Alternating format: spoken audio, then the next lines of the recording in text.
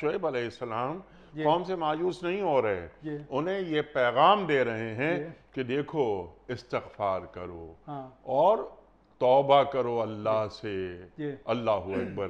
تو یہ جب قوموں پر جرائم حاوی ہو جاتے ہیں، یا قومیں مبتلا ہو جاتی ہیں کسی نہ کسی چیز میں، شعیب علیہ السلام کی قوم ناپ تول میں کمی کر رہی ہے، تکبر کر رہی ہے، شرک کر رہی ہے، توحید کے خلاف کام کر رہی ہے، یا تو یہاں اب بھی وقت ہے، استغفار کرو۔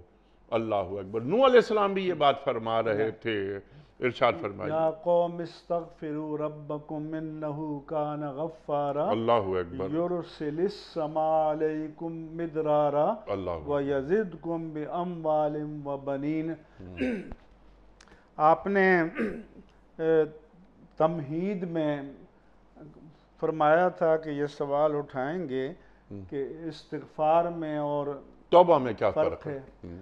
تو قرآن مجید کا یہ اسلوب ہے، کبھی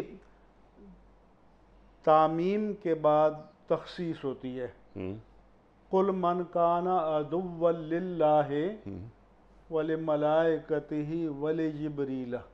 اب ملائکہ میں تو جبریل ہیں، تو ملائکہ میں تعمیم ہے، عموم ہے، پھر بطور خاص جبریل کا ذکر ہے۔ اور کبھی یہ ہوتا ہے کہ تخصیص کے بعد تعمیم ہوتی ہے۔ ٹھیک۔